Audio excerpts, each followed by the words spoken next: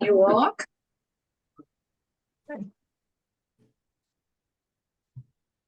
Well, Hulda last week played the Bible project thing that kind of explained the first couple chapters of Proverbs, which I thought was really interesting. What I thought was interesting about it was the idea that it's wisdom from the ancestors. It's kind of distilled and um, not just like wise sayings, but actually lived wisdom and how to do life from ancestors that's been put into a book, which clearly was not written by Solomon, but people used his name and um his kingliness and his wisdom to kind of promote what needed to be taught.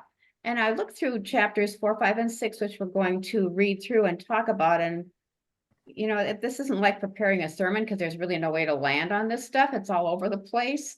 I do have Scott's study Bible, which has got a lot of notes in it. But I thought we would read through chapter by chapter, maybe break up 6 because it's longer, and then just see what we hear. See if you have footnotes that explain things, or if you have questions, or if there's some life experiences that it triggers. Because some of these words, I feel like they're just, and I think Hulda brought this up too, it's part of the greater wisdom of perhaps of the Far East at that time. So that it's not specific to the Israelites. And even stuff like, I don't know, Aesop's fables seems like it's kind of right in there. And I looked up Proverbs in the dictionary, and it says pithy statements, bringing general truth or advice. And some other words for it are maxims and adages and axioms. So, but I like the word Proverbs because it sounds like something you really, when somebody says Proverbs, they need to take hold of your ear and get your attention. So would somebody like to read chapter 4? I think it's 27 verses. It's not all that long, and it's seems like a lot of the same hammering home of the same items again and again. I can. Thank You want you. me to read New International Version or the Message? Oh, why don't you read the Message? All right. Listen, friends, to some fatherly advice. Sit up and take notice so you'll know how to live. I'm giving you good counsel. Don't let it go in one ear and out the other. When I was a boy at my father's knee, the pride and joy of my mother, he would sit me down and drill me. Take this to heart. Do what I tell you. Live. Sell everything and buy wisdom. Forage for understanding. Don't forget one word. Don't deviate an inch. Never walk away from wisdom. She guards your life. Love her. She keeps her eye on you. Above all and before all, do this. Get wisdom. Write this at the top of your list. Get understanding. Throw your arms around her. Believe me, you won't regret it. Never let her go. She'll make your life glorious. She'll garland your life with grace. She'll festoon your days with beauty. Dear friend, take my advice. It will add years to your life. I'm writing out clear directions to wisdom way. I'm drawing a map to righteous road. I don't want you ending up in blind alleys or wasting time making wrong turns. Hold tight to good advice. Don't relax your grip. Guard it well. Your life is at stake. Don't take wicked bypass. Don't so much as set foot on that road. Stay clear of it. Give it a wide berth. Make a detour and be on your way. Evil people are restless until they're making trouble. They can't get a good night's sleep unless they've made life miserable for somebody. Perversity is their food and drink, violence their drug of choice. The ways of right living people glow with light. The longer they live, the brighter they shine. But the road of wrongdoing gets darker and darker. Travelers can't see a thing. They fall flat on their faces. Dear friend, listen well to my words. Tune your ears to my voice. Keep my message in plain view at all times. Concentrate, learn it by heart. Those who discover these words live, really live, body and soul. They're bursting with health. Keep vigilant watch over your heart. That's where life starts. Don't talk out of both sides of your mouth. Avoid careless banter, white lies, and gossip. Keep your eyes straight ahead. Ignore all sideshow distractions. Watch your step, and the road will stretch out smooth before you. Look neither right nor left. Leave evil in the dust. That is so descriptive. Yes. Thanks, Hulda, for reading that. Yeah. Any comments that people have about what they're, well, this, the message is not an exact translation. I forget what the word is.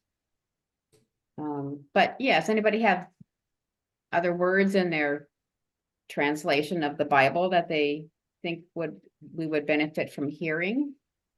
In my Bible, it says my child. It's always addressed to my child. Which, could be one or the other. Yeah, and Hulda, was yours friends? Yeah. Friend. Well, Yeah. yeah. Friend. He said son too, though. Okay. Dear Yeah. friend and my child. It reminds me of like a really long high school graduation card. That's apt.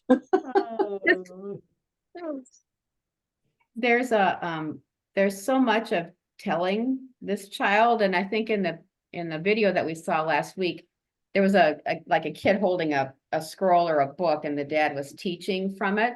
But some of this stuff, I think kids kind of have to go through the school of hard knocks before it actually makes any sense to them. So one can, these are wonderful sayings to tell somebody and teach them, but I think a lot of people just don't get it until they experience it themselves. And maybe they feel like they're experiencing something and then they're just kind of snatched away because they do have this teaching in their background. It's like, wait a minute, this is wrong. This is a wrong path. Get me out of here. Yeah, I think so. It's always in their mind, and even if they stray, they can remember some of the teachings. If they were taught. Right, and I think maybe that comes up later in Proverbs where it says, train up a child in the way they should go, and when they're old, they won't depart from it. Which people do take a lot of side turns and so on, but they come back. Yeah. And I wonder if we aren't seeing a lot of people come back to St. David's who used to go there and wandered away, and maybe they feel like there's something missing in their life, so they're checking organized church out again. That's kind of interesting. I've worked with people who it's their first job out of college, and have had this conversation with my daughter too, and she really put this very clearly, that you can't learn everything in school. So there are just some hard lessons, like taking feedback and not getting defensive. There are just some things you have to learn in that first job, and or your first, big life experience outside of school. And I had to do the same thing. I know my mother told me some things, and I just wasn't ready to listen when she said them. And how important it is to be on time. That's something that, you don't really have that taught to you. I mean, you do have it taught to you with your parents, but you don't have to be on time when you're a kid, But when you have a job, you do.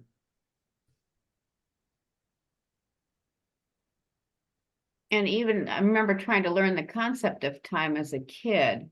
I remember clearly we were living off of the air base in Morocco, North Africa. We were going to go down the street, my sister and I, to visit some other kid. And mother, I think, had like a kitchen timer that she taped to our tricycle handle. We would know when to come home. But I swear I could not. I thought an hour and a half and half an hour were the same thing because they sounded the same to me. But I was 5 years old, and it just didn't make any sense to me. So I think, it used to be when I went to school, in grade school, you start learning the concept of time like around third grade or so, and how to tell time and what it meant and so on.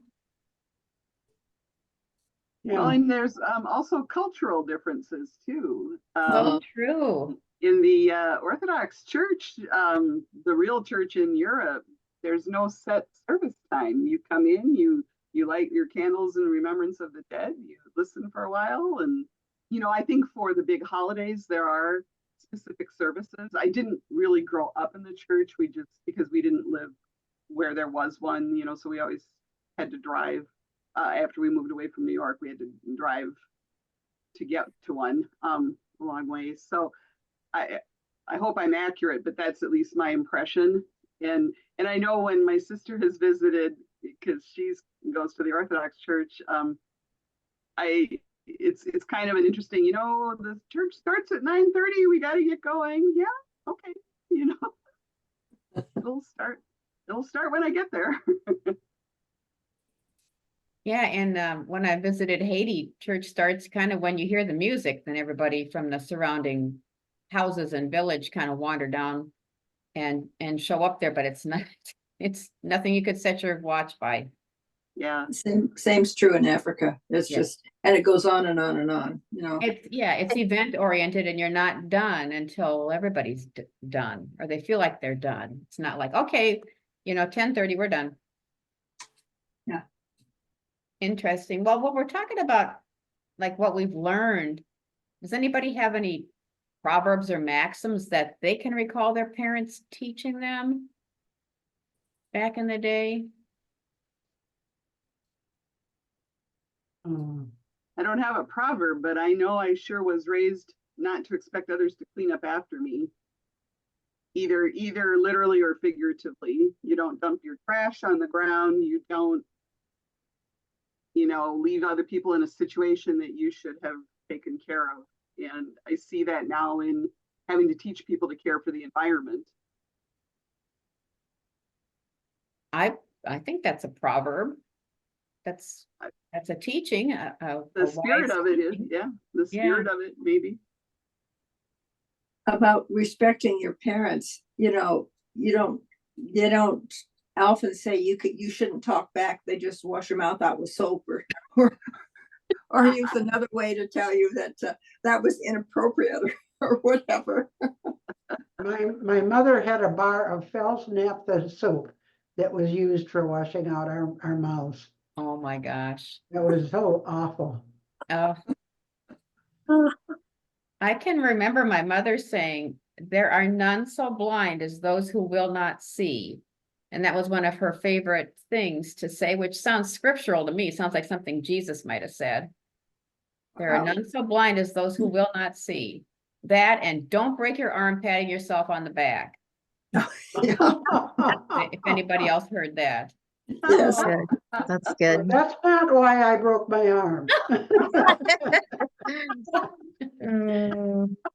But when you just think about the wisdom that you might have learned from from my dad, didn't really sit down and tell us things, but would just say things like, well, the wind is blowing from the east, and that generally means there's some weather coming in. Mhm. Or, I don't know, corn needs to be knee-high by the 4th of July. Yeah, that's one thing we always had, yeah. Oh yeah. Oh, my mom was full of those folksy, because her parents were Kansas and Nebraska, pioneer types. And oh my gosh, if I was stressed about how something looked in my clothes, which usually are in junior high, it'll never be seen on a galloping horse, she would say. Oh my gosh. Yeah, I mean, it's how to live in the in the culture that we're in. Helpful things. And my dad didn't, God bless him. He's been gone quite some time now, but he grew up on the Iron Range in Virginia, Minnesota. And he used to mispronounce a lot of words, or we thought he was mispronouncing them. And it turns out, I learned later in life, that he was using like the Finnish pronunciation of people he grew up with. Because Finlanders were the group that he made fun of, the ethnic group that my dad's people were Lithuanian. They made fun of the Finlanders.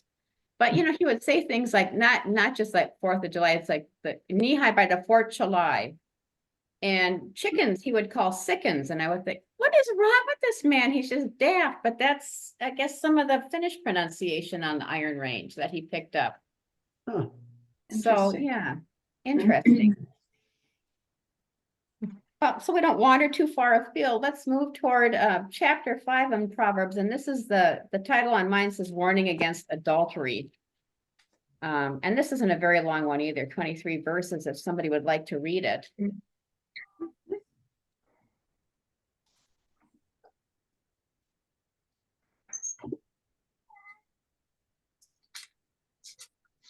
I could read it, but I only have the message. Well, Well, the message is rather pithy, so go ahead. yeah, go ahead. Called Nothing But Sin and Bones. Oh, Dear friend, pay close attention to this, my wisdom. Listen very closely to the way I see it. When you will acquire a taste for good sense, that I tell you will keep you out of trouble. The lips of a seductive woman are oh so sweet. Her soft words are oh so smooth, but it won't be long before she's gravel in your mouth, a pain in your gut, a wound in your heart. She's dancing down the perfumed path to death. She's headed straight for hell and taking you with her. She hasn't a clue about real life, about who she is or where she's going.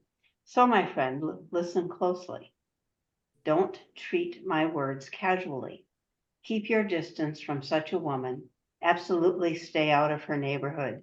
You don't want to squander your wonderful life, to waste your precious life among the hard-hearted. Why would you allow strangers to take advantage of you? Why be exploited by those who care nothing for you? You don't want to end your life full of regrets, nothing but sin and bones, saying, oh, why didn't I do what they told me? Why did I reject a disciplined life? Why didn't I listen to my mentors or take my teachers seriously? My life is ruined. I haven't one blessed thing to show for my life. And the next section is titled, Never Take Love for Granted. Do you know the saying, drink from your own rain barrel? Draw water from your own spring-fed well. It's true, otherwise you may one day come home and find your barrel empty and your well polluted. Your spring water is for you and you only, not to be passed around among strangers. Bless your fresh flowing fountain. Enjoy the wife you married as a young man, lovely as an angel, beautiful as a rose. Don't ever quit taking delight in her body. Never take her love for granted. Why would you trade enduring intimacies for cheap thrills with a prostitute, for dalliance with a promiscuous stranger? Mark well that God doesn't miss a move you make. He's aware of every step you take.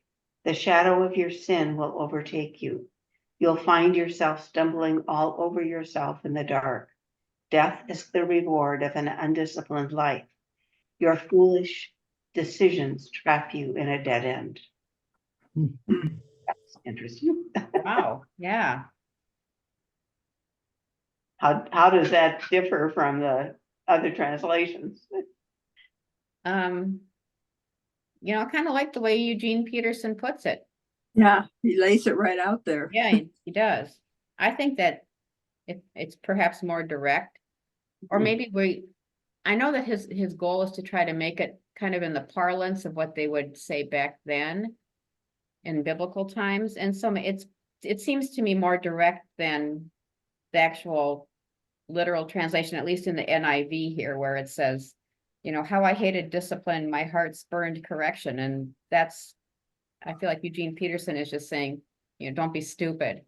You know, you're going to waste your life. You won't have anything to show for it. Yeah. It's more lyrical in mine. I have the New Oxford Annotated Bible, and it's very lyrical. It's like, let your fountain be blessed and rejoice in the wife of your youth, a lovely deer, a graceful doe. Things like Oh, that. So it's a more beautifully put. But you know, this is all about a man being seduced by a woman. There's nothing in here about a woman being seduced by a man into adultery. Bingo. That's my biggest problem with this chapter. We don't know how these women ended up in prostitution. I'm not sure it was always their choice. right. Yeah, I'm sure. And so, I mean, yeah, great advice not to consort with people you know, who are not good for you, but let's not forget that woman still has customers who visit her. And I haven't looked further on in Proverbs, but I don't recall there being any like chapters warning daughters of men No. and their wiles and their tricks and their predatory ways and their smooth, words that could draw them in. I don't know. And you think, well, maybe the women didn't, or the girls didn't like go out into the public and wouldn't be, say, accosted by these men, but I don't think that's exactly true. I think maybe they've forgotten something here. Mhm. Yeah. Have you read the book of Susan in the Apocrypha? No. That's about a woman who is accosted and accuses the man, and it's very interesting. It's the only one that takes kind of the woman's side of the situation. But it's Yeah, they accosted her in her own garden, right, Susan? I think we read it somewhere along the way. And then how does it end up? Is she believed? I can't remember. I think in the very end, but it goes through where she is then accused of being the aggressor. Yes. All kinds of things, but it's in the Apocrypha. Interesting.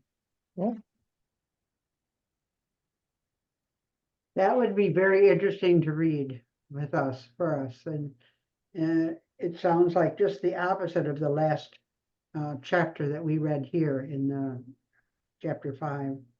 I don't think it's a very long book, but Yeah. It's just a few pages, I think. I forget how I came to read it. It was while I was looking for something else.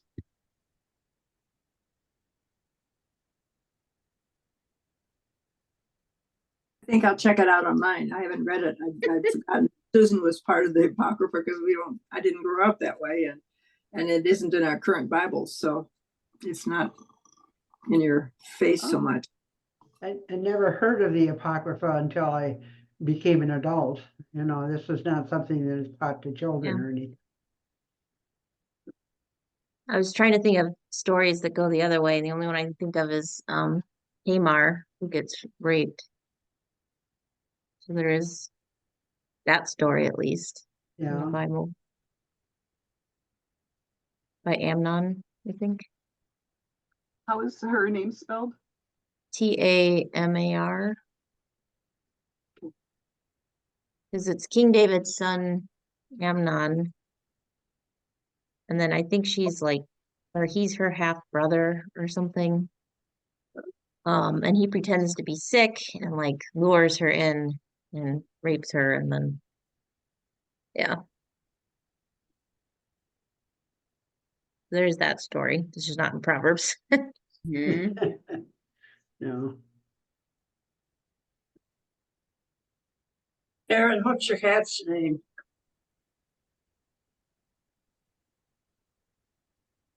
Oh, Freddie. Huh? Freddie. I No, have, I like my Bible a lot better. It's more lyrical. It's more like a poem, Mhm. beautiful imagery. Like drink water from your own cistern, flowing water from your own well. Should your springs be scattered abroad, streams of water in the streets? Let them be for yourself alone and not for sharing with strangers. Isn't that lyrical? Yeah. That is lovely. And I think we talked last time about somebody who, they priest at that time at St. David's did not want to baptize their child because of infidelity and a big rupture in the family system and so on. And yeah, you think of the consequences. I mean, they're warning against immorality here for these young men. But yeah, it is a big rift in a family and in a community when there's sexual immorality. I think that's why all the hammering about adultery and not visiting loose women, etc. Yeah, I told that story, Marilyn. You're spot on. It was it was actually Catherine's ex-husband who told that story about a church he was at before St. Okay. David's. So luckily, it didn't happen at St. David's. That would have But been somewhere, yeah. quite a thing. It was actually the Hmong church where he and Catherine were priests for a while. Oh. But yeah, and on social media, it's like adultery isn't a big thing, and you're just supposed to move on to the next person. And I don't think there's any attention paid to what are the ramifications of that. Just as with embezzling or other kinds of wrongdoing that you conceal from a partner or a spouse. There's lots of after effect. What it does to the children is bad. It's really bad. Oh, yeah. I did not know. I came in contact with a child in an alcoholic home, didn't quite understand everything because I was very young. And it took me a while in my adulthood to really see how much damage that causes. Mhm. Oh,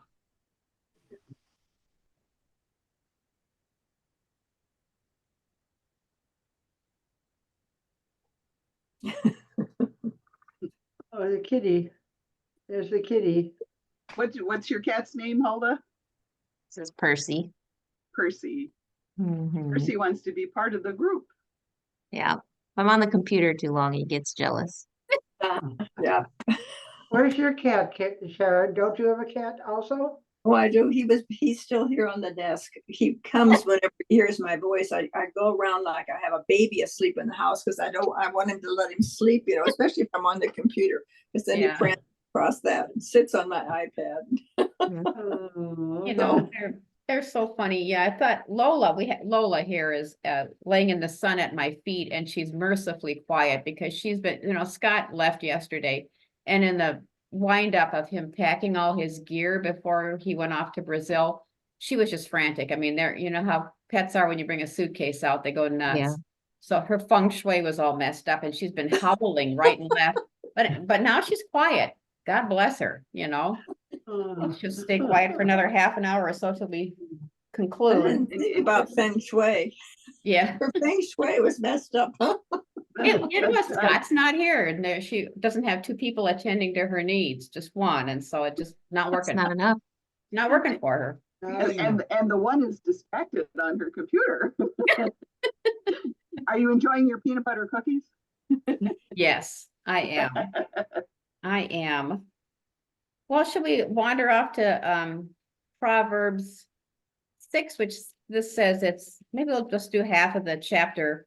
One person read half and the other one say up to 22, and then the next person 23 through 35 since it's longer. My Bible says warnings against folly. Yeah, mine too. Does someone have a non-message translation to read? Vita? Yeah. Okay. Oh, I have the Revised Standard. Okay, hit it. I have a Good News Bible. Well, let's Vita do the first, through, what did I say? 22, 22. and then Helen pick up at 23. Okay. All right. Do you want to hear my Good News Bible? Yeah, yep. Okay. Okay. My son, if you have become surety for your neighbor, have given your pledge for a stranger, if you are snared in the utterance of your lips, caught in the words of your mouth, then do this, my son, and save yourself, for you have come into your neighbor's power. Go, hasten, and importune your neighbor. Give your eyes no sleep and your eyelids no slumber. Save yourself like a gazelle from the hunter, like a bird from the hand of the fowler. Go to the ant, O sluggard, consider her ways and be wise. Without having any chief, officer, or ruler, she prepares for food in summer and gathers her sustenance in harvest. How long will you lie there, O sluggard? When will you arise from your sleep? A little sleep, a little slumber, a little folding of the hands to rest, and poverty will come upon you like a vagabond, and want like an armed man. A worthless person, a wicked man, goes about with crooked speech, winks with his eyes, scrapes with his feet, points with his finger, with perverted heart devises evil, continually sowing discord. Therefore calamity will come upon him suddenly. In a moment he will be broken beyond healing. There are 6 things which the Lord hates, 7 which are an abomination to him: haughty eyes, a lying tongue, and hands that shed innocent blood, a heart that devises wicked plans, feet that make haste to run to evil, a false witness who breathes out lies, and a man who sows discord among brothers. My son, keep your father's commandment and forsake not your mother's teaching.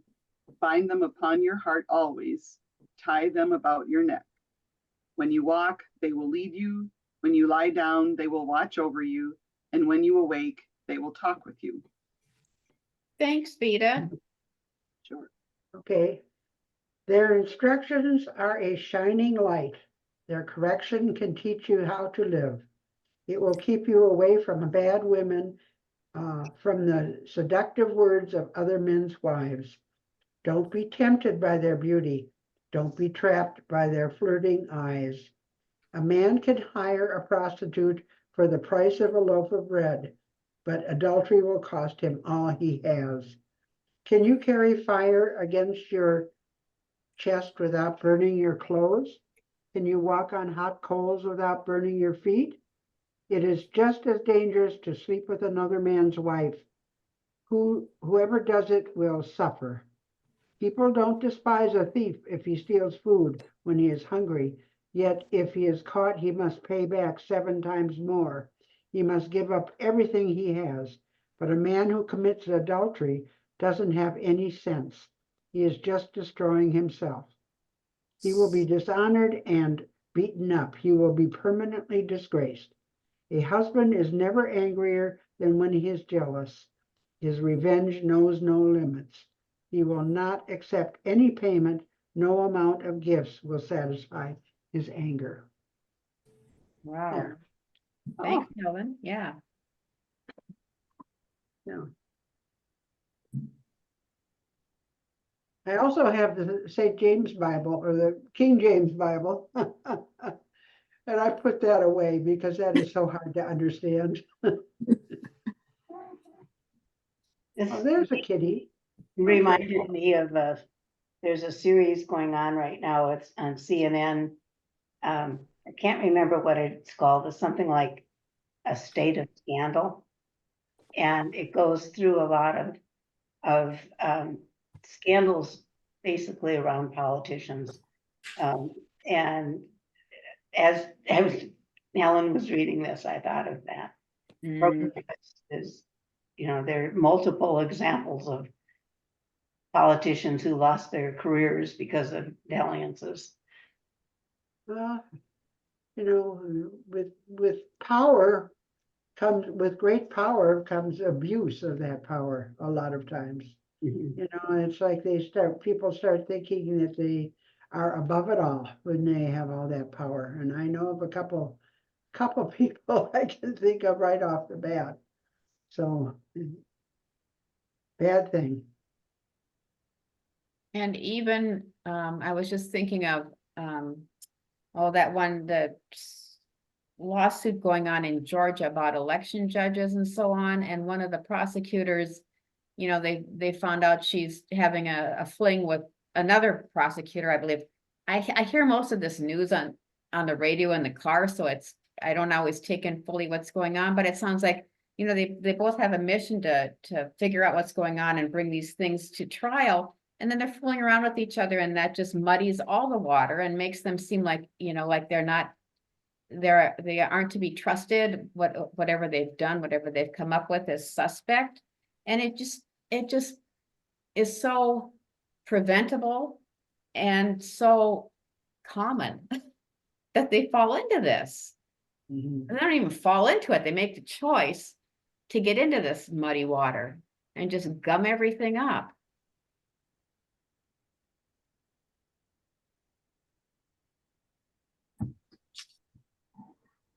So I guess that teaching there is that there's nothing new under the sun. True. No. Yeah. That's interesting, because we still have sorry, I'm going back to the person who steals has to pay back sevenfold.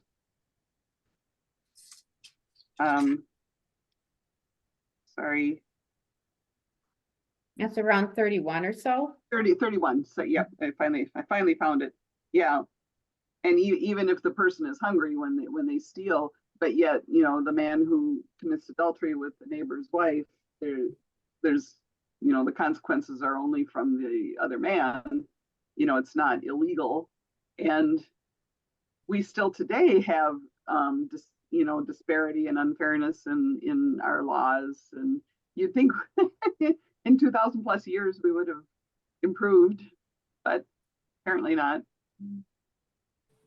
There was something on the early on in this chapter that that made me think of verse 6, go to the ant, you sluggard, consider its ways and be wise. And it reminded me of I think Aesop's fable when I was a kid. It wasn't there one about the grasshopper and the ant Mhm. was the hardworking one. The grasshopper was just jumping around having fun and not prepared for whatever need would arise.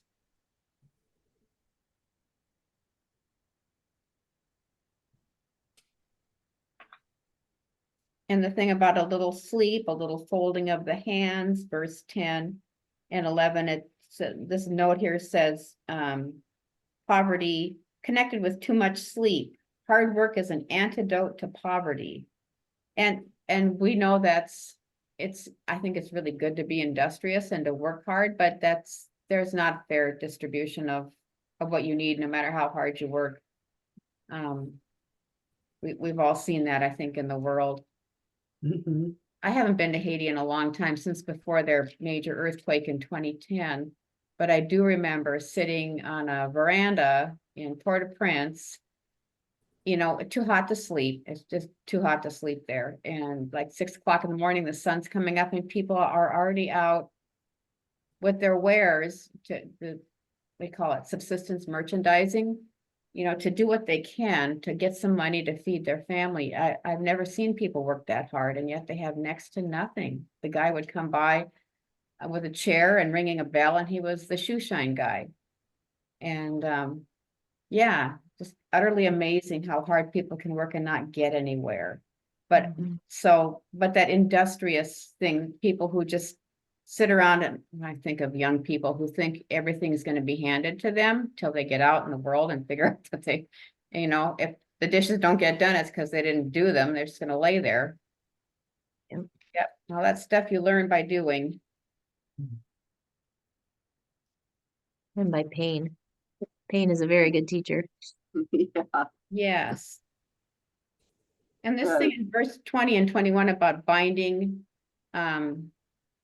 your father's commands and your mother's teaching on your heart and fastening them around your neck. I mean, that sounds like some of the Orthodox Jews have the phylacteries on their heads, to remind them verses of scripture that they actually put on their foreheads to remind them of God's teaching. Going back to the verse 10, a little sleep, a little slumber, that's also spoke to me, because I do I'll just sit and read for 15 minutes and, or I'll just play this game on my iPad for 15 minutes, and then I'm going to go and get busy and do these things on my to-do list. And all of a sudden an hour is gone, and it's so annoying. Here I'm retired and I'm supposed to have time to do things that I want to do, and I end up wasting time I don't intend to. So that was kind of an ouch. I have learned to get my things done in the morning, because I'm a morning person, and I get things done. I've already been to the grocery store, and I've got my garbage is all ready to bring down to the recycling. It's all set to do. And then I've got a meeting at 3 o'clock. So I've got a little time in there to rest and everything, but You know, it's just get everything done in the morning because then I can enjoy my afternoon and not have these things hanging over my head. Yeah, that Oh. it's, I come from a family of night owls, and one of the things I'm really enjoying is unstructured mornings after 40 years of having to get Oh. downtown to work. And so, but I'm having to find that balance between, okay, have your time, you know, read a little news after breakfast, but then get busy, you know, and, Yeah, and, yeah. and get, because yeah, Helen, you're right. All of a sudden it's 4 o'clock and you haven't gotten stuff done. Oh, that just hurts my heart when Yeah. if that happens to me. All these things I still have to do. Oh, can't do Yeah. that. Yeah. So does anybody have experiences from your family of origin or even with your kids, like people who didn't do what was expected and but then learned a lesson later? Because I can remember I grew up all my life sharing a bedroom with my sister Diane, who was the world's biggest slob. You know, not personal slob, but would just lay clothes on the floor and they'd drop down. And I guess she figured they were just going to make their own way to the closet and the drawers and everything. And my mother would just despair of that. And now you go to visit her at her own home and it's absolutely pristine and everything is put away and the counters are wiped down. And you know, even after all these years, you look at her and go, who are you? What have you done with Diane? Mhm. Oh, you know, it's hard learned stuff, I guess, but they came back to make sense to her when she had to maintain her own place. When my mother had to go in and clean up our bedrooms, she would take everything and put it in a box in the garage. And if I wanted it, or you know, where is this thing? Or where is, you know, it was out in the garage. And I learned a lesson very early that if I wanted to keep something, I put it away, you know.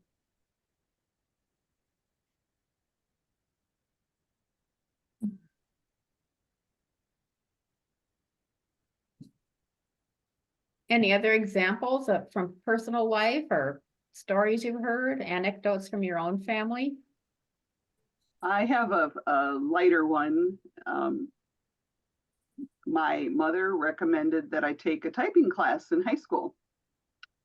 And I graduated high school in 1974. So this was before computers. And I very probably a little arrogantly said, well, I don't plan to be a secretary, so I don't need to learn typing. And so fast forward to 1977 when I got my first job at IDS. I dropped out of college because I just was, you know, without direction, didn't know what I wanted to do, and had changed majors several times. So I thought, you know, I did have the pride of not taking any money from my parents, and so I was down here supporting myself. And lo and behold, I had to type. I got my first job was in customer service, and I had to type on a typewriter. Oh dear! And I bought a book on learning how to touch type, and I taught myself to touch type. And you know, today I still type over 60 words a minute. And I did tell my mother that she was right. Mother knows best. Mother knows best. Oh. Yeah, I took typing in high school, but on a old fashioned, you know, it wasn't even electric. It was Right, really right. a punching typewriter. Yep, the manual know. typewriters, you had to really press those You keys. really, yeah. You got very strong fingers. Every time, yeah. Mhm. But even though I was planning to be a nurse, but I just thought, well, maybe I need it. And I'll tell you when I really needed it, when my children were in high school. Mom, here's my paper's due tomorrow. Could you type it out tonight? Oh, I did that a few times. Oh, funny. My high school required all students who were planning to go to college to take a shorthand course. Oh, Oh. shorthand. Yeah, it was based on Greg's shorthand, but it was called Notehand, and it was focused on brief forms and stuff. I use that to this day. I used it all the way through college taking notes. I created a French version of it for all my French classes, And I mean, it really was a saving grace. And later, as I became a manager, sometimes the secretaries would swap because my secretary was not required to know shorthand. So she couldn't read my writing sometimes, but the general manager secretary could. And so they would swap things or they'd leave notes for me. And the general manager would say, well, here, you've got to translate this phone message. And the secretary would say, no, Susan can read it. And I could, so, but it was, in retrospect, it was one of the best classes. It was, I hated it probably. And who would have thought, but it was designed for students taking notes in college. I would have loved that because I can remember writing longhand notes in classes, madly writing, madly. And I had my own little shorthand sometimes that I would use, but it was tough. Mhm. Yeah. Of course, you couldn't share your notes with other students too easily, but. No. I feel like a lot of the stuff in Proverbs, other than the, hammering about immoral women and so on, a lot of this is stuff that in retrospect would be really, really valuable if you had found yourself in these situations, like you'd made a lot of stupid moves and you were penniless and, the neighbor guy was going to beat you up, or in today's world, it would be like a domestic situation, domestic violence, you're found with somebody's wife and ends up being shot. So in the retrospect, though, it's a lot of stuff would be really helpful if you think about, I had this really profound thought and it just wandered away about learning stuff, and then in retrospect, realizing how valuable. Oh, I know, was I heard on NPR one time, they were talking to people about, as an adult, what would you look back and say to your 20-year-old self? And this one woman said, I would tell myself, take care of your teeth and your credit. And so to really, after the fact, it's like, okay, your credit's all gummed up. And if you, said, fine, I'm not going to brush, floss, or see the dentist for cleanings, your teeth fall out. And then you end up with dentures at a really young age. Just stuff that's like, you can just do things like, being taught to type or shorthand or get up and make your bed in the morning so you don't go back to bed. And you can get things done. All those things in retrospect, it's like, those are really good, useful kind of building blocks for a useful life, a productive life. My kids were instructed to make their beds every morning if they wanted to eat the school lunch. If they make their beds, they can eat the school lunch. If they don't make their beds, they don't eat the school lunch. They can pack their own lunches or do whatever they want, but they, so I got them to make their beds. When I was a freshman in college, if you didn't make your bed, you were grounded. Oh, I had to that make would be worse. That would be worse. You had to stay in one night. Hmm. Well, I have to say, living alone, and I'll say sleep on the third level. I straighten my bed, but there's no way I'm pulling the duvet up every night because nobody's in there except Kitty, and he can sleep on the top of the blanket. So, and nobody knows Yeah. because Right. nobody comes to my house. So I'm No, guilt-free about that. nobody knows either, but I make my bed every morning. Oh, I do too. Quilt up, everything, make it Yeah. fluffy, fluff the pillows. I do it all. I heard I suppose he'd be a motivational speaker type of person. I don't know how I happened to catch this, but he had been in the military. He was a very disciplined person. And he said, not all of you are going to, do the same routine I have, but the biggest advice I can give you is make the bed every morning, because no matter how bad a day you have, when you come home at night, that bed's made. Yeah. And I'm kind of I never had to be told to clean my room or put away my toys. I just naturally, I have some of my dad's OCD, I think. and so I always made my bed. Anyway, so hopefully I pass that on. Interesting lives we've had, and and what you can learn from scripture that just doesn't seem all that far away. For sure. Yeah. Yeah. I can Very pull up useful. noonday prayer. We're getting around noon. Let me look here. Yeah. Yes,